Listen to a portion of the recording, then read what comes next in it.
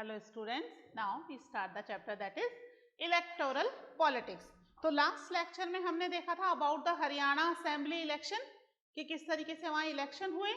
आज हम देखेंगे why do we need election, कि इलेक्शन की जरूरत क्यों है ना. वी ऑलरेडी डिस्कस कि इलेक्शन के लिए अगर नहीं कराए जाए इलेक्शन तो अगर दूसरा अल्टरनेटिव निकले तो उसमें बड़ी दिक्कत है, क्वालिफिकेशन सेलेक्ट करने में बड़ी दिक्कत है. हर एक को अपना अपना जो एरिया है that they think that is the best है ना.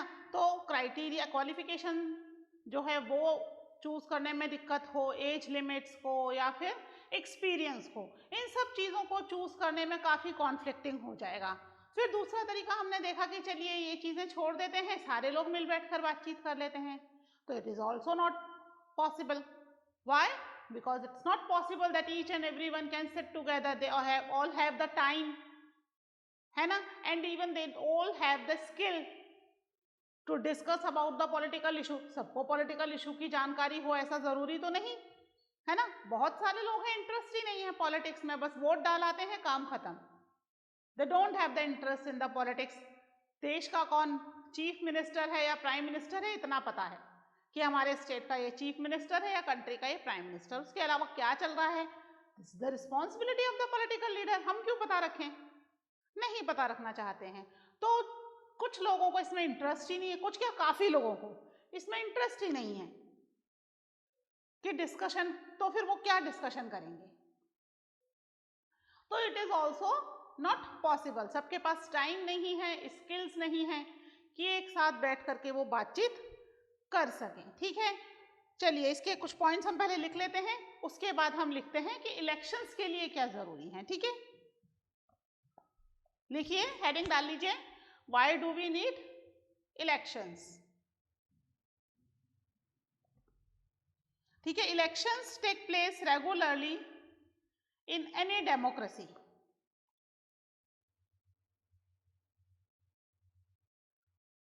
ठीक है, now try to imagine a democracy without elections. Try to imagine a democracy without elections. ठीक है, ये हेडिंग डाल लीजिए, इसमें फर्स्ट पॉइंट लिखिए. A rule of people is possible without any elections if all the people can sit together every day and take all the decision. ठीक है, रोज मिलकर के बैठ जाएं और डिसीजन ले. Is it possible? रोज मिलकर बैठना पॉसिबल है सबके लिए? पहली बात तो रोज मिलना पॉसिबल नहीं है, वीक में एक बार भी सारे मिलकर के बैठे हैं. This is a big country, हर वीक भी अगर आप मिलकर बैठो that is also not possible. Even हर मंथ बैठना भी मुश्किल है ना. 6 दिन हम काम करें, 7वें दिन संडे की छुट्टी में पता चला मीटिंग है, मिलकर बैठ करके डिसाइड करना है. 6 दिन काम करने के बाद एक दिन तो रेस्ट चाहिए होता है ना. आप भी 6 दिन लगातार स्कूल जाते हो, कोचिंग आते हो, पढ़ते हो, then you need the rest one day. तो इट्स वेरी डिफिकल्ट. ठीक है, ठीक है, नेक्स्ट इसमें लिखिए, but this is not possible in any large community. है ना, छोटी कम्युनिटी में एक छोटा सा कोटा जितना बड़ा एक एरिया हो तो पॉसिबल है कि चलो वीकली या मंथली मीटिंग कर लेंगे. बस इतना बड़ा ही एक कंट्री हो, कोटा जितना बड़ा. इतनी छोटी कंट्री होती है क्या? नहीं है. इंडिया जितनी बड़ी कंट्री, जहां एक जगह से दूसरी जगह जाने में ही कई दिन लग जाते हैं, है ना. अगर आप नॉर्थ से साउथ की तरफ जाओ तो 5-6 दिन का भी सफर हो जाता है कई बार थ्रू द ट्रेन. अच्छा खासा स्पीड रहता है ट्रेन का, तो इतना लंबा सफर हो जाता है 4 दिन 3 दिन का. तो फिर आप इतनी बड़ी कंट्री में कैसे आप एक साथ बैठ करके काम कर सकते हो? तो लार्ज कम्युनिटी के लिए तो इम्पॉसिबल, इट्स वेरी डिफिकल्ट. ठीक है, इट्स नॉट पॉसिबल. फिर नेक्स्ट पॉइंट लिखिए, nor it is possible for everyone to have the time and knowledge to take decision on all matters.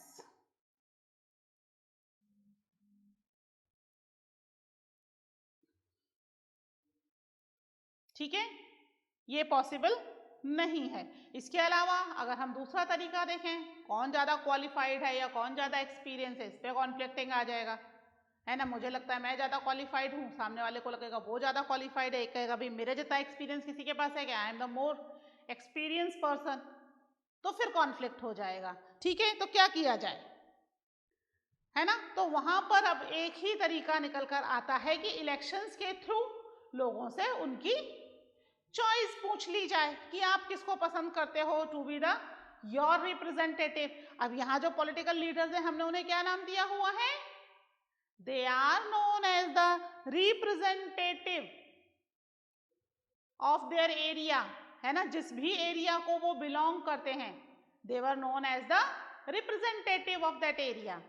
ठीक है, तो इलेक्शंस क्या कहलाता है, इलेक्शन के लिए लिखिए इलेक्शन की definition, a mechanism by which people can choose their representative at regular interval and change them if they wish to do so. This mechanism is called election. ठीक है, एक प्रॉपर मैकेनिज्म है। क्या है मैकेनिज्म, कि भाई लोग अपने रिप्रेजेंटेटिव को चूज करें for a particular interval of time, particular time period. जैसे हमारे यहाँ क्या है, this is time period for, that is for 5 years, है ना। हम कितने टाइम के लिए चूज करते हैं, that is for 5 years we choose the representative. कहीं पर 4 year है, कहीं 6 years है, it's different in the different countries.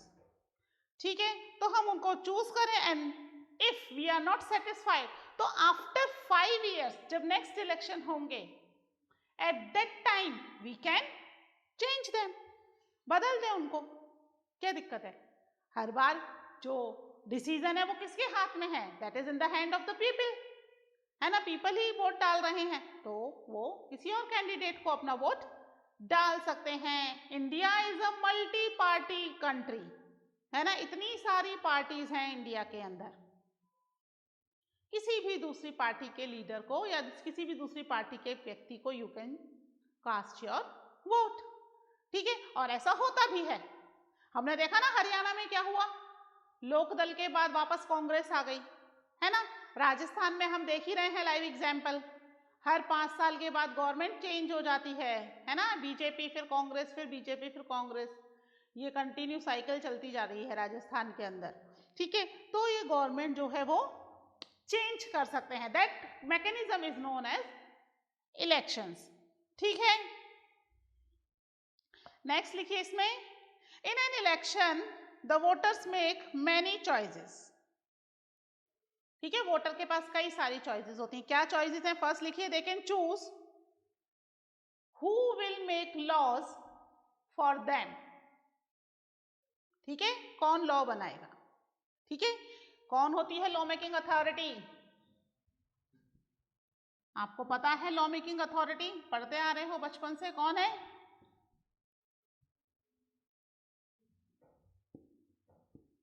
कौन है, दैट इज पार्लियामेंट, है ना।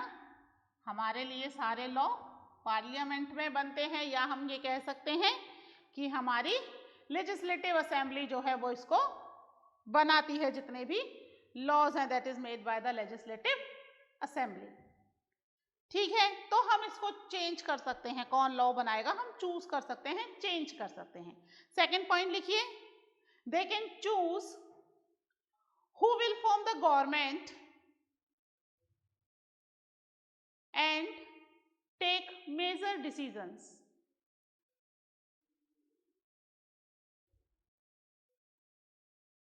Next लिखिए, they can choose the party whose policies will guide the government and law making. ठीक है, हर पार्टी इलेक्शन से पहले अपना मैनिफेस्टो या अपनी पॉलिसीज लोगों के साथ शेयर करती है। जैसे हमने देखा था लोकदल ने क्या किया था, उन्होंने लोगों से पहले ही प्रॉमिस कर दिया कि if they won the election they can wave the loans of the farmers and the small businessman, agricultural labourers, है ना, इनके लोन माफ कर देंगे, ये पहले ही प्रॉमिस कर दिया था। यानी कि हर पार्टी अपनी पॉलिसीज या अपने कुछ प्रोमिसेस पहले से ही लोगों के साथ कर देती है कि if we won't we did this we did that. तो आपको जिसकी पॉलिसीज या प्रोग्राम्स, मैनिफेस्टो हम उसको कहते हैं, ये पॉलिसी प्रोग्राम्स जो बताते हैं that is known as manifesto. तो जिसका मैनिफेस्टो ज्यादा पसंद है आप उसको चूज करके उसे इलेक्शन में वोट देके जिता सकते हो। तो it's in the hand of the voters कि किसको चूज करना है और किसको चूज नहीं करना है। ठीक है, तो हमें इलेक्शन की इसलिए जरूरत पड़ती है। हमारा टॉपिक क्या था कि why do we need election. बिना इलेक्शन के हम क्या करेंगे, हम किस तरीके से गवर्नमेंट फॉर्म करेंगे, अभी हमारे पास कोई दूसरा अल्टरनेटिव नहीं है। If we create any another alternative तो हम इलेक्शंस नहीं करवाएंगे। इलेक्शंस के अलावा दूसरे तरीके से we can choose the government, but presently we don't have any another alternative, so we have to do the elections only, क्योंकि दूसरे सभी अल्टरनेटिव बिल्कुल इम्पॉसिबल हैं, है ना, उनको कर पाना पॉसिबल ही नहीं है। तो इसलिए अभी इलेक्शंस ही किए जा रहे हैं। बट अब ये इलेक्शंस किस तरीके से करवाए जाएं, यानी ये इलेक्शन फ्री एंड फेयर हो, मोर पावरफुल और इफेक्टिव हो इन द कंट्री, तो इसके लिए हम इस तरह के इलेक्शन करवाए जाएं कि इलेक्शन टोटली डेमोक्रेटिक हो। ठीक है, इसमें किसी भी तरह का कोई गलत तरीका यूज ना किया गया। ठीक है, तो वो हम देखते हैं, what makes an election democratic.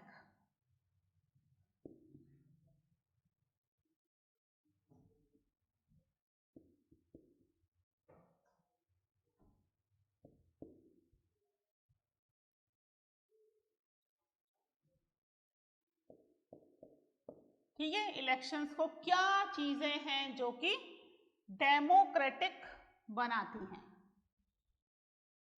ठीक है, जब इलेक्शंस किए जा रहे हैं तो इलेक्शन में हर एक व्यक्ति को वोट देने का राइट होना चाहिए। क्या होना चाहिए, that is universal adult franchise. क्या मतलब है इसका, universal means each and every one, यही हुआ ना इसका मतलब, यूनिवर्सल सबको, ईच एंड एवरी वन।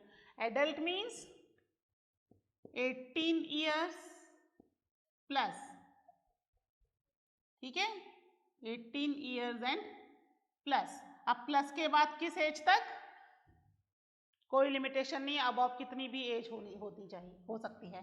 ठीक है, franchise means that is right to vote, यानी each and every person who is above 18 years of age has the right to vote, यानी सभी को राइट टू वोट होना चाहिए। इसमें किसी भी तरह का कोई रेशियल डिस्क्रिमिनेशन, है ना, जेंडर डिस्क्रिमिनेशन, रिलीजियस डिस्क्रिमिनेशन नहीं होना चाहिए। ठीक है, हर एक व्यक्ति को राइट होना चाहिए कि दे कैन चूज देयर रिप्रेजेंटेटिव, और वो रिप्रेजेंटेटिव हारते हैं या जीतते हैं हमारी चॉइस वाले, वो अलग बात होती है। ठीक है, that is not in our hand, majority के हिसाब से चूज किया जाएगा, तो वो हारे या जीते that is the different thing, but everyone has the right. ठीक है, हर एक को राइट टू वोट होना चाहिए। फिर दूसरा तरीका यहाँ पर है कि जो पार्टी है वो फ्री होनी चाहिए टू कॉन्टेस्ट द इलेक्शन। ठीक है, यानी कि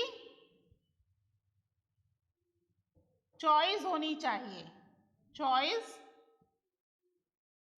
टू चूज रिप्रेजेंटेटिव। मैं अकेली ही इलेक्शन में खड़ी हुई हूं, अब बताइए आप किसको वोट देंगे, या तो आप मुझे वोट देंगे या वोट नहीं देंगे। चॉइस ही नहीं है ना, there is no choice, choice होनी चाहिए। चॉइस नहीं होगी तो क्या करेंगे, या तो वोट दो या मत दो, है ना, एक ही व्यक्ति इलेक्शन में खड़ा हुआ है। अब अगर आप उस व्यक्ति को वोट नहीं दोगे तो वो अपना खुद का एक वोट डाल के एक वोट से जीत जाएगा, साथ में तो कोई है ही नहीं ना हराने के लिए, है ना। और अगर आप वोट देते हो कि भाई चलो यही एक व्यक्ति खड़ा है, इसी को ही वोट दे दो, तो भी वो जीत जाएगा। यानी you don't have any choice, choice नहीं है आपके पास। इलेक्शन में चॉइस होनी चाहिए कि भाई आप अपने इलेक्टेड मतलब अपने रिप्रेजेंटेटिव को इलेक्ट कर सको, ठीक है। इसके अलावा इलेक्शंस फ्री एंड फेयर होने चाहिए। इलेक्शन में किसी भी तरह का अनफेयर मीन्स यूज नहीं किया जाना चाहिए, ठीक है। इसके पॉइंट्स लिख लेते हैं हम, आप हेडिंग डाल लीजिए, व्हाट मेक्स इलेक्शन डेमोक्रेटिक। ये मत लिखना है, ये तो मैंने आपको समझाने के लिए बताया है। पॉइंट्स में अब आपको लिखवाती हूँ, लिखिए इसमें, लिखिए minimum condition of a democratic election.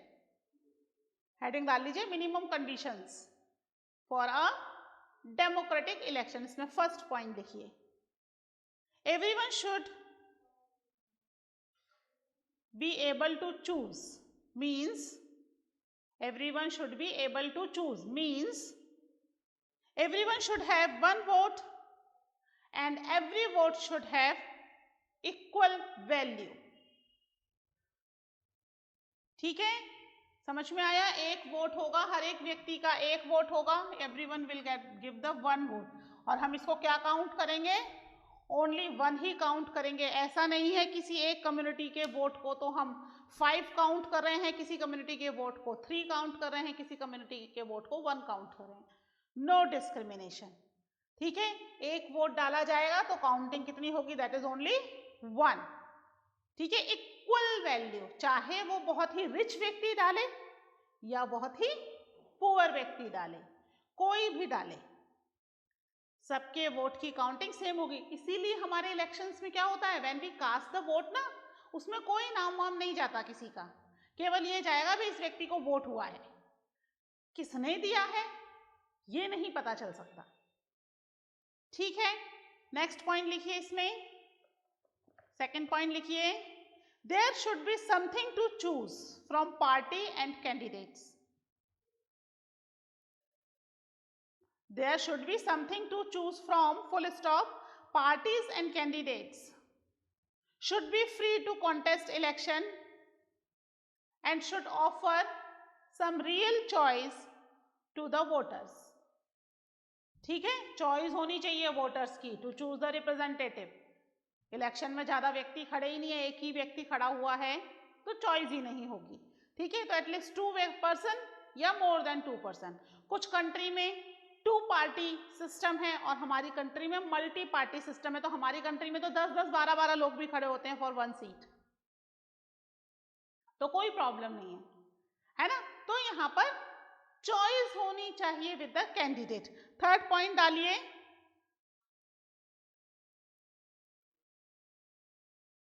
Election must be held regularly after every few years, ठीक है। यानी कि हर बार इलेक्शन कैसे होने चाहिए, एक रेगुलर इंटरवल पर होने चाहिए।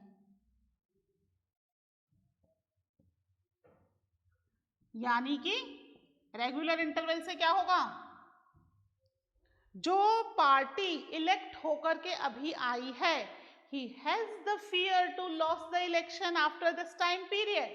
जैसे हमारे यहाँ 5 ईयर्स का टाइम पीरियड है, 5 ईयर्स के बाद उसको डर लगेगा कि 5 ईयर्स के बाद नेक्स्ट इलेक्शन में कहीं मैं हार ना जाऊं, तो इसके लिए वो पार्टी क्या करेगी, that party will work very hard so it can win the election in the next time again, है ना। 5 साल के बाद इस रेगुलर इंटरवल को इसीलिए बनाया गया है, if we are not satisfied we change the government, है ना। 5 साल के बाद हम किसी और व्यक्ति को वोट कास्ट करके हम गवर्नमेंट चेंज कर सकते हैं। Each and every vote is important.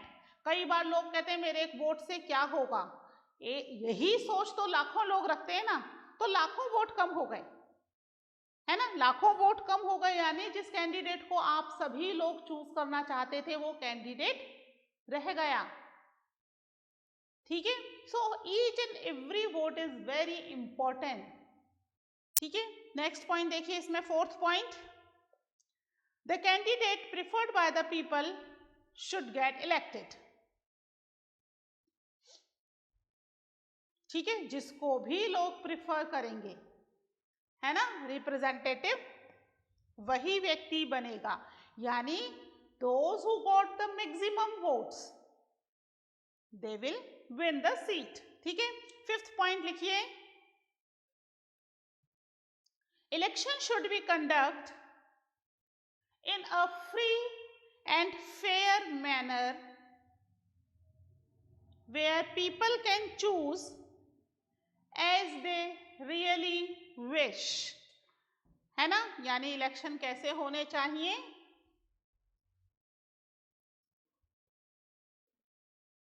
Free and fair, कोई भी डर्टी मीन्स कोई भी गलत तरीका, unfair tricks must not use by the candidates, है ना, बिल्कुल सही तरीके से यहाँ पर इलेक्शंस होने चाहिए। If the elections are conducted with the unfair means, सही तरीके से नहीं होते तो इलेक्शन का कोई अपना मतलब नहीं बचेगा।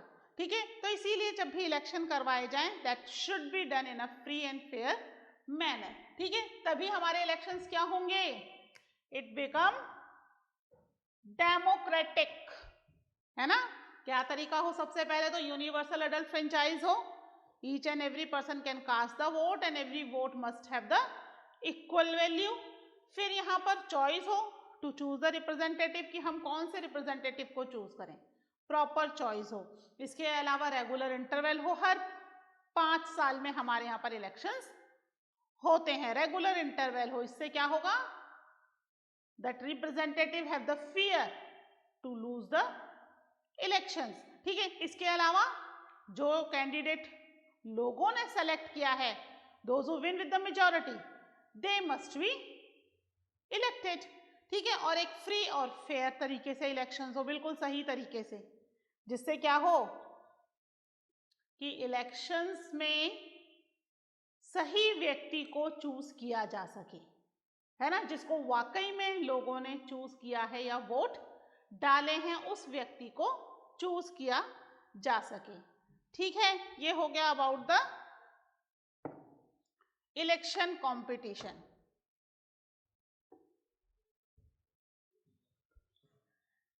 ठीक है, अब इलेक्शन में क्या होता है बच्चों कि सीट्स को विन करने के लिए, जीतने के लिए हर व्यक्ति चाहता है कि मैं जीत जाऊं, जो भी इलेक्शन में खड़ा होता है ना। इससे क्या होगा, जो जीतेगा that person have the power, है ना। तो जीता हुआ हर व्यक्ति चाहता है कि मैं, सॉरी, इलेक्शन में खड़े होने वाला हर व्यक्ति चाहता है कि मैं इलेक्शन जीत जाऊं, और इलेक्शन को जीतने के लिए वो अलग अलग तरीके अपनाता है ना। मीन्स आपस में कैंडिडेट्स में क्या शुरू हो जाता है, कंपटीशन शुरू हो जाता है टू विन द इलेक्शन, कौन इलेक्शन को जीतेगा। तो क्या ये पॉलिटिकल कंपटीशन अच्छा होता है, somewhere we can say yes कि it is good. Why it is good, क्योंकि भाई कंपटीशन होगा तभी तो जीत या हार का डर होगा, और लोग ज्यादा से ज्यादा अच्छा काम करेंगे। लेकिन कई बार ये कंपटीशन इतना ज्यादा कॉम्प्लिकेटेड हो जाता है, या कह सकते हैं कि इतना ज्यादा खराब हो जाता है कि लोग जीतने के लिए एक दूसरे को न केवल क्रिटिसाइज करने शुरू कर देते हैं, बल्कि वो एक दूसरे के ऊपर गलत एलिगेशंस भी लगाने शुरू कर देते हैं, जिससे लोगों को लगे कि that person is not good, और वो उसको इलेक्शन में ना चूज करें। ठीक है, तो इस वजह से भी कई बार इलेक्शन में क्या हो जाता है, ये कंपटीशन बहुत ही खराब हो जाता है। अधिकतर जो लोग हैं सर्व करना चाहते हैं फॉर द कंट्री, है ना, they were willing to do something for the country, लेकिन वो पॉलिटिक्स में नहीं आना चाहते, just because of all these blame game, है ना, कि ब्लेम लगाए जाएंगे, गलत ब्लेम ज्यादा लगाए जाते हैं। तो इन गलत ब्लेम की वजह से क्या हो जाती है, उनकी खुद की पूरी इमेज लोगों के सामने खराब हो जाती है। अपने फैमिली मेंबर और रिलेटिव्स, वो भी तो इसी सोसाइटी में रहते हैं, उनके सामने खराब हो जाती है। तो इसलिए so many people those who serve for the country but they don't want to enter in the politics, they know कि if they enter into the politics उनकी जो इमेज है दैट विल डिस्ट्रॉय बैडली। है ना। लेकिन competition ना हो तो फिर जीतेगा भी कौन? जीतने का असली मजा तो कंपटीशन में ही है, तभी जीत मिलेगी, है ना। और कंपटीशन होता है इसीलिए कई बार जो पॉलिटिकल लीडर्स हैं they did so many good work कि भाई लोगों को लगे देखो हमने इतना सारा इतना अच्छा काम किया है, नेक्स्ट इलेक्शन में भी हमें ही चूज करना है ना। इसलिए वो कई बार कंपटीशन की वजह से कि भाई उस पार्टी ने तो कुछ किया ही नहीं, अब हम खूब सारा काम कर देते हैं तो लोगों को लगेगा this party is doing good job, तो नेक्स्ट इलेक्शन में भी इसको ही चूज करके ले आया जाए। ठीक है, तो इनके दोनों साइड्स हैं, है ना। पॉजिटिव साइड भी है और नेगेटिव साइड भी है पॉलिटिकल कंपटीशन का। ठीक है, that we will discuss in the next lecture. Okay, till then take care, bye.